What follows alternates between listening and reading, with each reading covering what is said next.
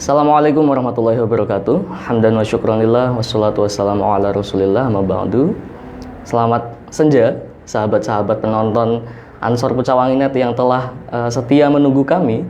Siaran pada sore hari ini cukup spesial karena tadi sempat hujan, kemudian listrik juga mati dan kru dengan segala macam keterbatasannya itu terkendala hal-hal yang telah saya sebutkan tadi. Tapi bagaimanapun kami selalu berusaha mengusahakan yang terbaik bagi sahabat-sahabat penonton sekalian.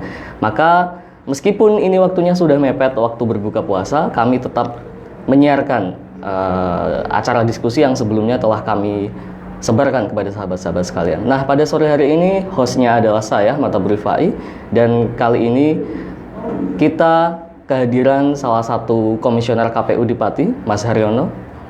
Selamat sore Mas Har. Selamat sore. Sore atau malam ya? Sore, ini masih sore. Masih sore nih ya? Kalau sebentar lagi petang, kemudian baru malam. Oke, siap. Mas Har masih semangat ya? Alhamdulillah. Meskipun waktunya tinggal sedikit. Tidak ada masalah. Atau mau langsung sampai kesimpulan saja? Oh, kesimpulan penutup doa.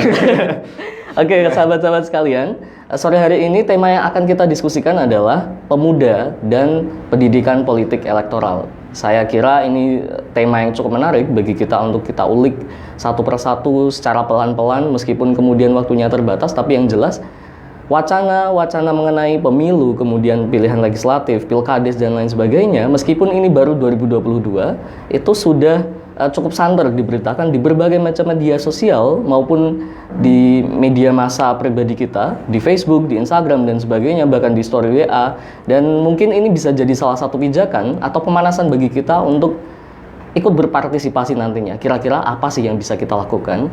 Nah, Mas Har, dalam berbagai macam diskusi, pemuda itu selalu posisikan sebagai simbol harapan, sebagai perubahan dan revolusi dan sebagainya. Nah, dalam konteks yang lebih spesifik, dalam kontestasi elektoral, kira-kira seberapa penting sih sebetulnya posisi pemuda itu? Ya, terima kasih ya. Jadi, menurut hemat kami, pemuda itu dalam konteks demokrasi yang dikembangkan di negara kita ini, demokrasi elektoral terutama, seberapa penting? Tentunya ukuran-ukuran yang sifatnya kualitatif. Saya kira kalau kita ambil skala 1 sampai katakan 10 gitu ya, ya setidaknya pemuda itu masih ada di angka 8, 9. 8, 9. Ya, artinya kenapa? Ya kita sebenarnya bisa melihat dari konteks kesejarahan kita sebenarnya di Indonesia ini. Artinya dalam perjalanan sejarah yang cukup panjang ini sebenarnya peran-peran pemuda itu sangat krusial. Sangat krusial dalam membangun tatanan fondasi, kemudian nilai-nilai, kemudian membangun bagaimana kemudian Indonesia ini kemudian dikembangkan, bagaimana kemudian bangsa ini kemudian dikembangkan dan lain sebagainya. Makanya kemudian saya bilang bahwa 8-9 ini bukan tanpa dasar itu ya. Artinya bahwa memang pergerakan bangsa kita dari zaman era kolonial sampai kemudian zaman era sekarang. Ini kita bisa melihat bahwa peran-peran pemuda ini memang menduduki posisi yang cukup signifikan. Baik terutama juga misalnya di penyelenggara pemilu misalnya. Dalam konteks kalau penyelenggara pemilu itu kan ada 3 ya. KPU salah satunya, ada Bawaslu di satu sisi, kemudian ada DKPP itu ya. Dalam konteks penyelenggaraan pemilu ini, generasi-generasi dan tenaga-tenaga muda ini sangat penting dalam konteks menyukseskan dan kemudian menyediakan arena ya. Pemilu ini kan arena, sebuah lapangan bermain bagi para kontestan dalam merebut kekuasaan secara sah, secara legitimit dan secara legal kan begitu. Lah tentunya di dalam konteks penyediaan arena ini, tenaga-tenaga muda ini cukup punya pengaruh yang punya andil yang cukup besar. Baik ini dari aspek penyelenggara, begitu juga dari sisi peserta. Peserta itu partai politik ya, partai politik dan kemudian pasangan calon, kalau presiden, wakil presiden atau gubernur, wakil gubernur dan bupati, wakil bupati. Ini juga kita melihat bahwa tren-tren generasi muda. Kalau pemuda itu sekarang kan kalau tergantung kita mau ambil definisinya siapa ya. Tapi generasi muda ini kan bisa kita lihat, ini cukup banyak mewarnai dalam dinamika politik kita. Kemudian di sisi yang lain, dalam konteks kajian demografi atau dalam konteks kependudukan kita bisa melihat bahwa sebenarnya pemuda ini menempati proposisi yang cukup besar dalam tatanan masyarakat kita. Nah, ketika jumlah yang cukup besar ini, tentunya ini akan memberikan, kalau kita ngomong demokrasi elektoral, tentunya akan memberikan satu suara yang cukup signifikan dalam menentukan bagaimana masa depan bangsa, bagaimana masa depan kehidupan demokrasi, politik dan juga ketatanegaraan kita. Oke, jadi singkatnya kira-kira begitu. Signifikansi para pemuda dalam kontestasi elektoral itu bisa dibilang cukup besar berarti ya Mas? Sangat besar. Atau bahkan sangat besar? Sangat besar. Setidaknya dalam 3 aspek tadi. Pertama adalah meramaikan berbagai macam diskursus wacana mengenai politik elektoral terutama. Kemudian dari sisi penyelenggara bisa ikut serta sebagai petugas, staf dan sebagainya. Dan bahkan sebagai kontestan juga. Ya, orang yang dipilih. Ya, sebagai orang yang dipilih. Berarti bukan mitos? Ya, tidak, bukan mitos. Ya, artinya kan begini. Ya, artinya bahwa pemuda ini bisa bisa mengambil posisi tergantung pada apa yang disukai, apa yang diminati dan apa yang menjadi interest mereka masing-masing. Tentunya ruang-ruang ini diambil dalam konteks kemudian bagaimana memajukan bangsa dan kehidupan negara kita, kan begitu. Apakah kemudian mau mengambil peran sebagai misalnya dalam konteks legislatif, misalnya mau ambil menjadi anggota DPR, anggota Dewan, atau menjadi eksekutif gitu ya, menjadi bupati, kemudian menjadi wakil bupati dan sebagainya, atau bahkan mungkin presiden gitu ya, atau kemudian mau ambil posisi dalam konteks misalnya, saya pengen menjadi pengontrol, ya bisa kemudian bergabung dengan lembaga-lembaga pemantau pemilu misalnya dalam konteks demokrasi elektoral ya, yang kemudian bisa menjadi balancing antara proses-proses yang kemudian berkembang, dan bisa juga menjadi penyelenggara. Bagaimana kemudian menyediakan area yang saya sebutkan tadi itu secara nyaman bagi para kontestan, bagi para peserta istilahnya ya, peserta pemilu atau pemilihan kepala daerah, agar kemudian bisa bermain secara fair play dan secara lebih enak. Oke, tapi banyak banget loh Mas yang bilang bahwa pemuda sekarang itu apolitis, males sama parpol dan lain sebagainya. Coba misalnya kita gini, sebagai salah satu orang di KPU, mungkin Mas Har punya datanya juga, pada pemilu 2019 misalnya, itu persentase kemudian para pemuda yang turut serta memberikan suaranya atau golput, itu kira-kira bagaimana? Soalnya data-data tersebut mungkin bagi banyak orang itu tidak diakses, tidak tahu bahwa itu bisa diakses, atau mungkin tidak disebarluaskan. Ya. Jadi gini, ya memang itu kan anggapan. Pemuda apolitis, ada pemuda yang kemudian nggak peduli dengan soal-soal politik dan sebagainya. Ya ini juga tidak sepenuhnya keliru anggapan-anggapan semacam ini, karena realitasnya memang ada, kan? Realitasnya memang ada. Makanya kemudian tergantung kemudian ini sebenarnya dilihat di mana dan dalam perspektif apa. Gitu. Tapi karena pada kenyataannya juga banyak anak-anak muda yang kemudian berpartisipasi aktif dalam konteks pemilu. Kalau terkait dengan partisipasi di pemilu 2019 kemarin di Kabupaten Pati itu sudah melebihi dari target partisipasi pemilih di tingkat nasional justru. Pemuda juga sama. Artinya pemuda dalam konteks sebagai kontestan ini juga sangat signifikan, lebih dari 50%. Nah, artinya Sekitar 80, hampir 90-an, sekitar 88%. Partisipasi di Kabupaten Pati. Artinya bahwa ini bisa dilihat secara apa namanya, secara kasar itu ya. Interest, kemudian keterlibatan di dalam proses-proses demokrasi elektoral ini cukup baik. Cuman kita akui juga bahwa mungkin dalam waktu-waktu ke depan, bagaimana kemudian kualitas itu yang kemudian perlu kita perbaiki. Di samping kuantitas juga tetap ditingkatkan lagi. Soalnya memang dinamis ya Mas. Kalau kita bicara soal statistik, kemudian memang ketertarikan dari masyarakat, terutama generasi muda, karena misalnya statistik golput dari waktu ke waktu itu selalu naik turun. 2014 itu lumayan tinggi, kemudian 2019 turun lagi. Betul. Kemarin kayaknya pemilu 2019 itu data maksimal orang golput itu 22,5% ya kayaknya. Ya, sekitar. Tapi itu bisa diatasi. Jadi gini, ya karena kenapa ini fenomena golput ya? Golput itu kan artinya fenomena tidak memilih ya. Artinya ketika tidak milih, ini kan kondisi yang kondisi absen. Artinya kalau kita bisa mengasumsikan, ketika absen ini berarti kan tidak ada pilihan yang cocok kan begitu. Nah, sebenarnya di sini ini kemudian satu peluang, ruang yang sebenarnya bisa dimainkan oleh pemuda.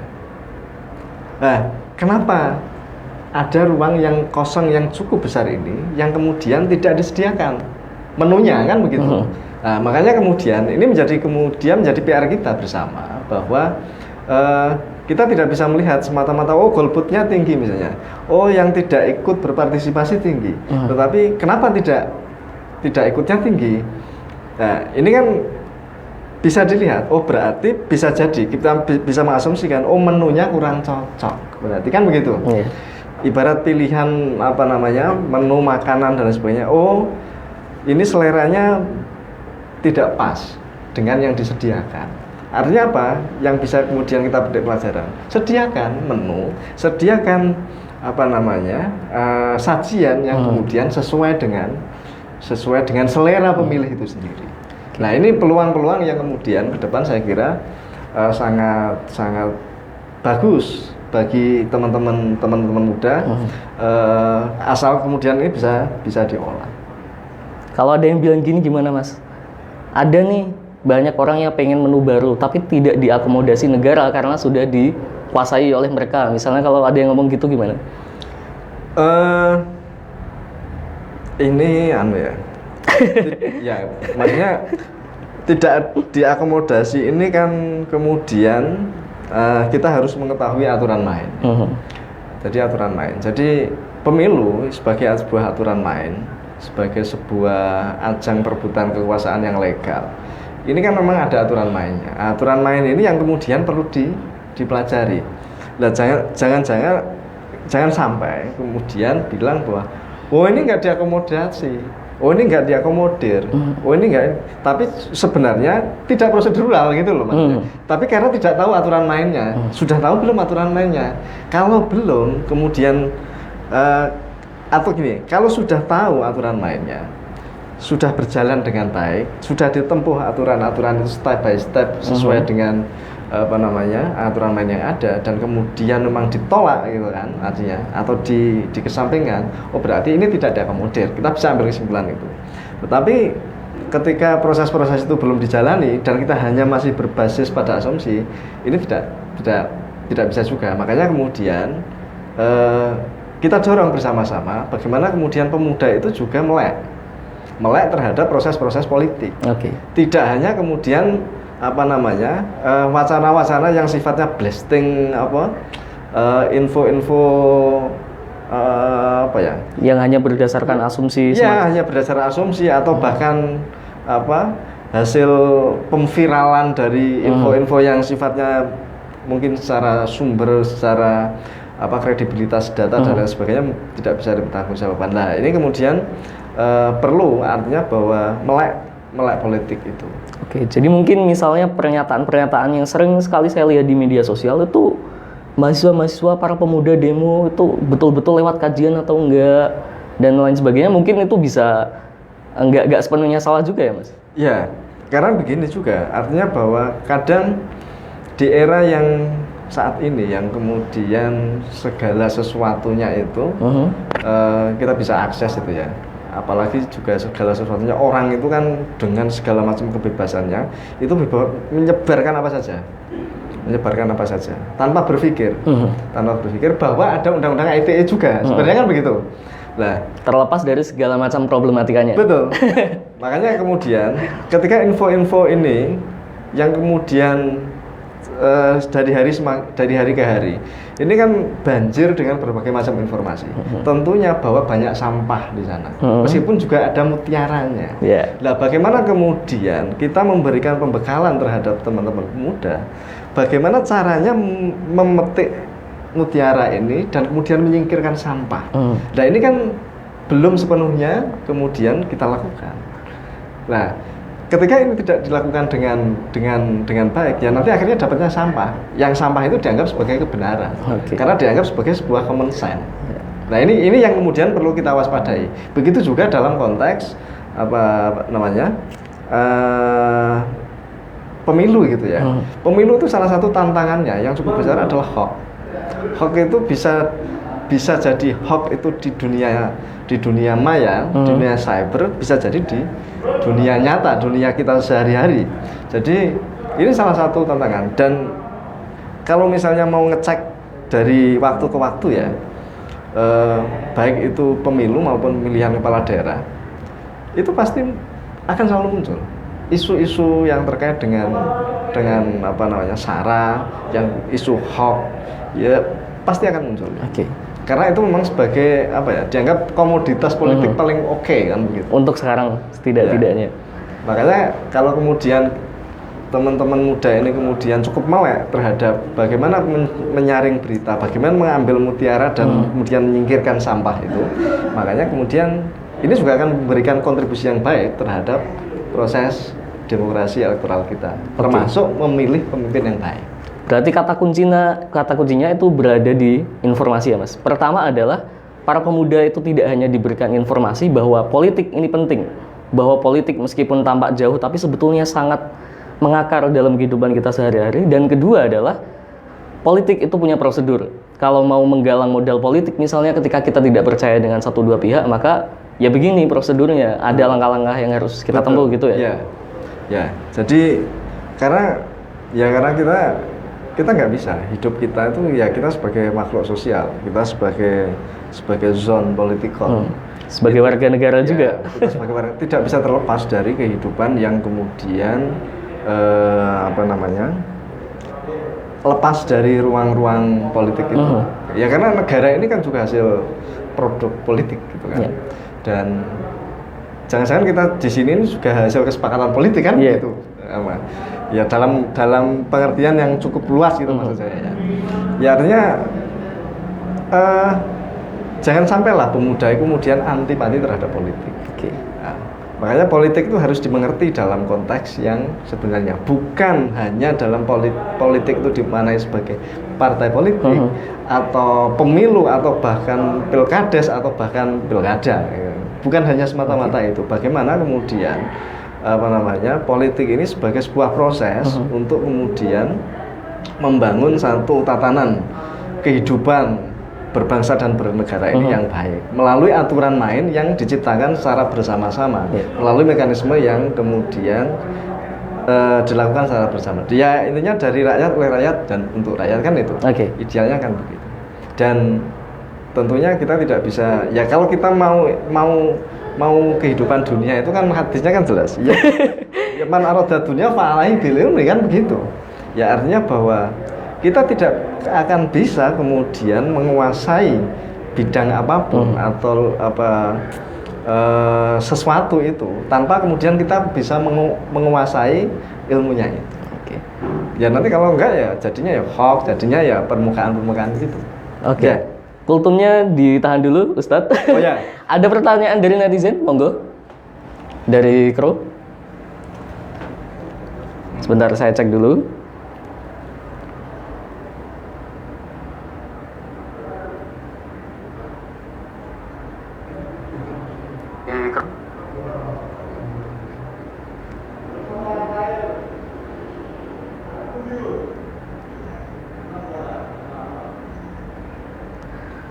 Git. Nggak ada? Mayoritas tanya kok telat Min, padahal udah nungguin lo tadi. Ya tadi listrik mati, hujan deras sekali dan kru hatinya sedang sakit. Ya itulah. Maka sempat terlambat. Ya. Tapi ini ada pertanyaan Mas Har dari Abdul Hadi. Nah dia ini tanya, Assalamualaikum Ustadz, saya Abdul Hadi dari Sokopuluhan. Saya selama ini itu merasa bahwa politik itu jauh sekali dari saya. Politik itu betul-betul punya jarak, sebab berbagai macam hal yang dilakukan oleh figur maupun partai politik di skala nasional sana itu kayak sewenang-wenang saja. Jadi saya merasa bahwa politik itu udah nggak usah di cawe-cawe aja. Kemudian banyak juga figur para pemuda yang maju ke tingkat nasional maupun daerah, tetapi pada akhirnya model-model kepemimpinan, cara kerja mereka itu juga sama seperti orang-orang tua yang dulu dikritik. Misalnya di Istana Negara, di PSI yang tidak betul-betul menyinggung isu-isu yang disukai oleh pemuda yang mewakili saya, itu tidak ada di situ. Jadi saya itu malah antipati sama politik. Gimana Mas? Kalau kemudian antipati, ketika melihat kondisi-kondisi yang kemudian menurut kita kurang baik, kondisi-kondisi yang kita anggap tidak ideal, dan kemudian kita menghindar, ini kan justru kemudian sama dengan ya kita membiarkan barang yang kemudian tidak baik itu menjadi semakin tidak baik, kan begitu. Artinya kan justru kita nggak boleh antipati itu ya sebenarnya. Jadi harusnya bagaimana kemudian dalam dalam kapasitas kita masing-masing lah, bisa kemudian ketika melihat kondisi-kondisi semacam itu bisa turut serta memperbaiki, kan begitu. Nah, kalau disebutkan bahwa ini yang dulunya kemudian dianggap bisa mewakili di konteks nasional, kemudian harapannya bisa membawa perubahan yang lebih baik, ternyata kok tidak baik. Ya berarti kan kemudian perlu kita lihat kembali. Jangan-jangan orang yang kita pilih tidak pas. Jangan-jangan orang yang kita pilih kurang tepat, kan begitu. Dan siapa yang memilih? Yang memilih kan yuk kita sendiri kan sebenarnya. Makanya kemudian yang harus kita perbaiki ya pilihan kita, kan begitu. Makanya kemudian pilihan kita perlu kita perbaiki. Karena bagaimanapun diakui atau tidak, siapapun yang kemudian mereka yang duduk baik itu di kursi-kursi pengambil kebijakan itu kan semuanya pilihan kita sendiri. Entah bagaimana prosesnya dan lain sebagainya, tapi bahwa faktanya itu adalah pilihan kita. Makanya baik buruknya yaitu pilihan kita, kan begitu. Lah kalau kemudian pilihan kita sendiri kemudian kita berantipati terhadap pilihan kita sendiri, lah terus bagaimana kemudian kita mau membangun kehidupan kita yang lebih baik? Kan tidak, yang harus diperbaiki ya bagaimana pilihan itu kita perbaiki. Lah kalau ada yang menyeleweng ya kita kritik dengan jalur yang benar, tentunya, kan begitu. Oke, tapi ngomong-ngomong soal tadi yang dikatakan Abdul Hadi tadi soal representasi, itu pemuda-pemudi memang rawan ya jadi komoditas politik yang kemudian namanya dibawa ke sana sini untuk dijadikan brand. Rawan itu kan karena tidak well informed, kan gitu. Jadi tidak cukup informasi yang kemudian dimiliki. Jadi kalau dibawa ibaratnya kan gini, bocah itu ABG gitu ya. ABG itu misalnya dibujui, wah iki melu aku ya, ini, oke melu kan. Kok karo koncone meneh, melu aku ya kok ono acara tertarik ikut lagi. Bukan cuma itu Mas, tapi misalnya ada parpol tertentu yang mengidentifikasikan diri sebagai representasi pemuda. Nah, makanya kan kemudian kita bisa melihat visi misinya. Kita bisa melihat bagaimana platform dari ideologinya, kemudian juga program-programnya dan lain sebagainya. Makanya kita tidak boleh hanya kemudian tertipu. Makanya saya bilang tadi harus punya cukup informasi yang baik sehingga kemudian kita tidak diombang-ambingkan, sehingga kemudian kita tidak berada pada pilihan yang salah.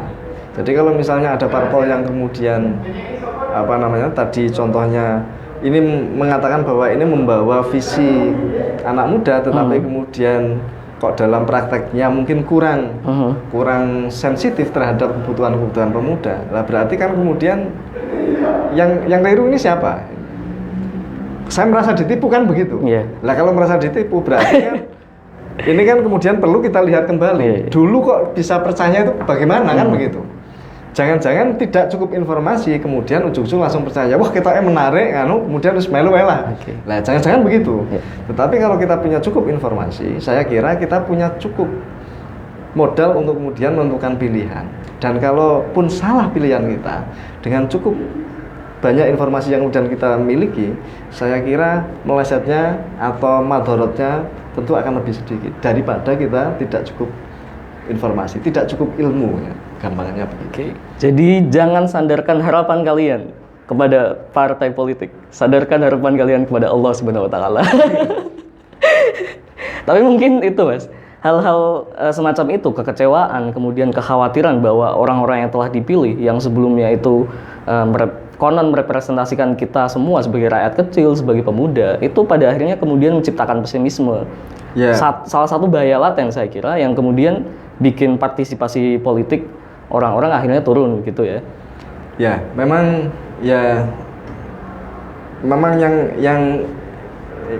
prinsip ini kan gini Mas. Jadi kalau yang populer atau yang viral itu kan memang sesuatu yang kemudian tidak sedap, tidak enak.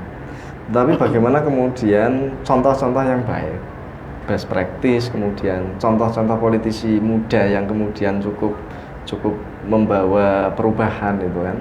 Ini kan di satu sisi mungkin juga kadang diekspos. Nah, kita itu kadang memang tidak berimbang. Kalau kita bisa melihat misalnya, ada berapa sih katakan ya, dari pejabat tinggi kita yang duduk di eksekutif atau yang duduk di legislatif, itu yang kemudian punya track record atau punya perilaku yang tidak baik atau tidak aspiratif lah begitu, tidak kurang sensitif terhadap kebutuhan rakyat misalnya. Ada berapa? Dan kemudian yang lebih memperhatikan kepentingan rakyat ada berapa? Saya kira pasti akan lebih banyak yang baik. Cuman problemnya yang baik ini kadang ketutupan dengan yang tidak baik. Atau jangan-jangan memang nggak punya power Mas? Nggak punya power? Nah, kalau kita ngomong kemungkinan bisa jadi. Tetapi saya meyakini karena banyak orang-orang yang baik yang kemudian tidak suka diekspos juga. Saya punya beberapa senior dan ada teman juga yang ya baik di eksekutif maupun di legislatif yang mereka juga tidak suka diekspos dan mereka punya kontribusi yang sangat nyata dalam konteks memperjuangkan kepentingan rakyat. Tapi kan ini mereka kan tidak dalam keinginan atau misi sebagai selebriti gitu ya, yang kemudian harus terkenal dan lain sebagainya. Tapi mereka memang bekerja. Nah, tetapi kemudian kadang itu ibaratnya nilas titik ya, atau susu sebelangga itu ya. Maksudnya kalau susu belangga itu kadang ya, gara-gara nilas titik itu tadi itu loh. Rusak semuanya. Jadi susu sebelangga itu kemudian menjadi rusak. Nah, ini sebenarnya berlaku juga dalam konteks kehidupan politik kita. Ditambah lagi kemudian info-info yang nilai yang setitik ini tadi kemudian disebarluaskan sehingga kemudian bertitik-titik kan begitu. Dan kemudian diviralkan dan lain sebagainya. Nah, ini yang kemudian perlu kemudian kita juga sadari bersama bahwa ada hal-hal yang kemudian perlu kita tanggulangi bersama. Karena ini sudah menjelang buka puasa, mungkin ini pertanyaan terakhir Mas Dar. Nah, kira-kira dengan berbagai macam latar belakang tadi yang sudah kita diskusikan mengenai kondisi yang setidaknya hadir dalam kehidupan kita sekarang ini, kira-kira ada langkah realistis tertentu yang bisa dilakukan pemuda nggak? Secara lebih spesifik ya, khususnya para pemuda, itu untuk membuat kontestasi elektoral kita nanti itu lebih baik daripada sebelum-sebelumnya. Dan mungkin sekalian pesan-pesan bagi para pemuda. Ya, cukup banyak ruang sebenarnya, tapi dalam konteks penyelenggaraan pemilu ya, karena pemilu itu kan, kalau tadi misalnya, pemilu kan masih 2024 ya, 2024 dan pemilu untuk pemilihan kepala daerah atau bupati dan wakil bupati di Pati ini juga sama 2024. Jadi sekalian saya sampaikan ya, jadi kalau pemilu itu nanti digelar di 14 Februari 2024. Tidak diundur? Tidak diundur dan tidak diajukan. Jadi sampai hari ini masih keputusannya masih begitu. Oke. Kemudian untuk pemilihan kepala daerah atau pilkada atau bahasa resmi undang-undangnya adalah pemilihan, itu digelar di November 2024. Jadi dan tahapan untuk pemilu itu panjang, Mas. Jadi tahapannya itu diselenggarakan minimal 20 bulan sebelum hari H. Oh iya, matur nuwun. Terima kasih. Jadi 20 bulan. Kalau 20 bulan dihitung itu berarti sekitar Juni. Juni 2022 ini. Yeah. Artinya tahapan menuju hari H pencoblosan itu cukup panjang lah. Dalam proses ini monggo teman-teman muda, karena kita pastinya akan butuh namanya puluhan ribu tenaga untuk menyelenggarakan pemilu di Kabupaten Pati ini. Bahkan untuk Pati butuh puluhan ribu. Karena kalau coba dihitung ya, misalnya di tingkat KPPS itu pemilu 2019 itu ada 4.369 TPS. Oke. Dan masing-masing TPS kita butuh 7 orang. Ya silakan dihitung aja. Yeah. Kan puluhan ribu, Yeah, ada sekitar 30-an ribu lebih. Itu belum di tingkat desa. Ada 416, kemudian kali 3 ya. Kemudian itu kan cukup banyak. Ribuan juga. Belum di tingkat kecamatan. Kalau kecamatan 21 lah kali 5. Jadi cukup banyak. Itu baru di KPU, belum lagi nanti di Bawaslu. Jadi kira-kira itu, ruang-ruang ini bisa mengambil peran di sana untuk menciptakan lapangan arena yang bagus. Saya kira itu, Mas. Oke. Terima kasih Mas Her. Setidak-tidaknya sudah memberikan sedikit harapan bagi para pemuda agar tidak terjebak dalam pesimisme. Dan saya kira itu harus penting. Harus optimis, karena pesimis itu nggak boleh. Walatai asu kan begitu kan. Oke. Siap Ustaz. Terima kasih Mas Her sekali lagi. Sahabat-sahabat sekalian, terima kasih juga telah menyimak acara Nganu pada sore hari ini, meskipun tadi durasinya sangat sedikit daripada sebelum-sebelumnya. Terima kasih sekali lagi, dan saya selaku host meminta maaf kepada sahabat-sahabat atas segala kesalahan. Wallahul muwaffiq ila aqwamit thoriq. Wassalamualaikum warahmatullahi wabarakatuh. Wassalamualaikum.